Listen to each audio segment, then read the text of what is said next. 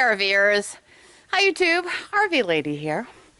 Okay, anybody who's considering getting a GoPro, don't. I have the least expensive GoPro there is, and it's called a Hero Plus. And let me say, what a piece of effing trash. The battery on it has to be charged every day, and the battery doesn't come out. So, if anybody's thinking about getting this and getting in cheap like I did with the GoPros, don't even bother. The camera that I'm using now is called a Sony Exmor 11.9. Works just as good as the GoPro. And I want to say it was like 40 bucks. This was like 300. There are plenty of other action cameras out there to buy. You don't have to buy that one. You know, just because some YouTuber said this is the greatest camera ever. They're pieces of crap. And here's why I'm making this video. I just filled up the tank on my RV with water. And I want to know if anybody else has the same problem. In order for me to fill the tank, I have to trickle the water into it. It's not a stream, it's a trickle.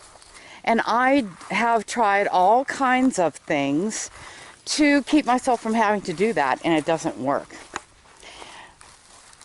Yeah, and it just doesn't work. So what I have to do is barely have the hose running and then put it in there. If I don't, it just back feeds out. The stronger the stream, the more it just throws it all out. And I don't understand it. And if somebody knows what the secret is, please tell me. Because I'm tired of trying to figure out what the secret is. I'm trying to get ready to move the RV to its new space. And in order for me to do that, I wanted to fill up the water tank because it's still cold here. And so the hose will freeze. I'm gonna run a garden hose to it, but the hose will just freeze, so what's the point? Here is where I'm going to be parking the RV. Now, this is 10 by 10 concrete, gravel, with a big piece of plastic. You can see part of the plastic underneath it. I'm just going to fold that under and make it not obnoxious looking. The other thing that I'm going to do is put down that, oh God, what's it called?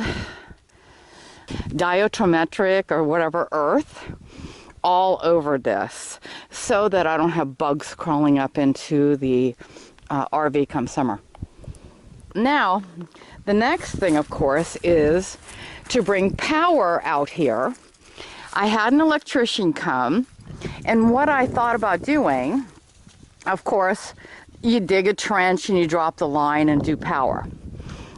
Put power out here, but I might as well put a frost-free pump out here as well, because I'm going to have my garden over in that area, and it may need water, it may not, but rather than have to go and buy even more hose, yeah, I think I would just rather have the pump out here. So to have an electrician come and do all of this work, it's going to cost me, and with the materials, okay, it's going to cost me $800 to bring electricity and water out to this point from the house. Now, do I have $800 that I want to throw at this? Yes and no. Yeah, sure, I have $800. I could do this. But I am living on a budget. And it is outside the scope of my budget. And so it's just not in the cards for this month. This month I have already spent, I don't know, $1,500-ish. Maybe more. When you think about it.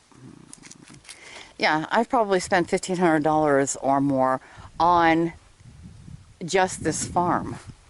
You know, I'm not talking about food and electricity and stuff. I'm just talking about seeds and dirt and stuff.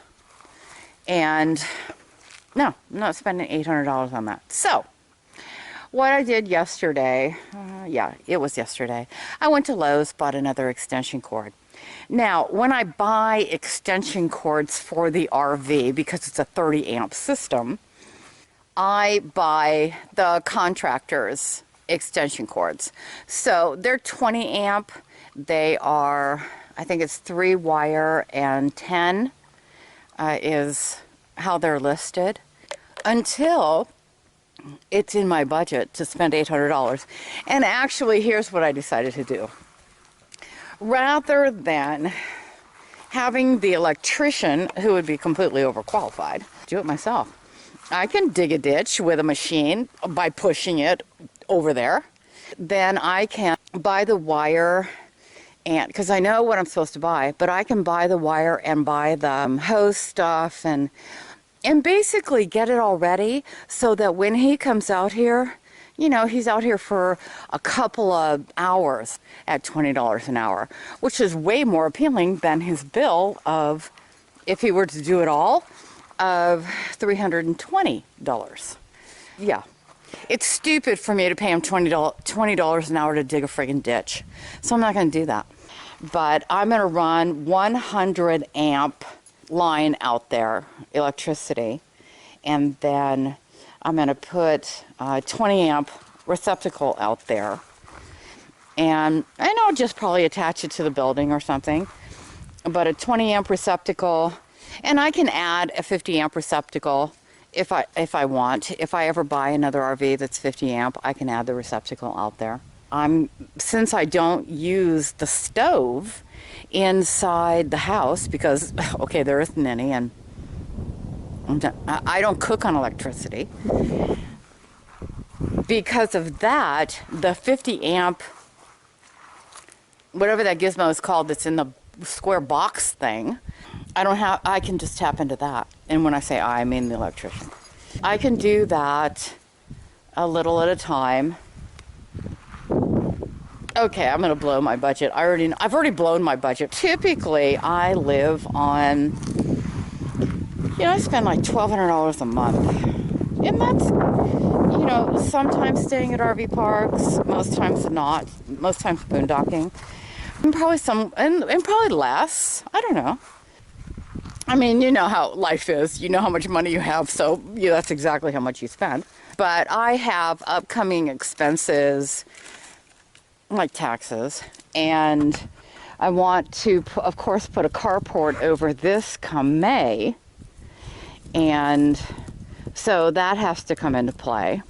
That's going to be like $1,200, I think he said. It's supposed to snow today.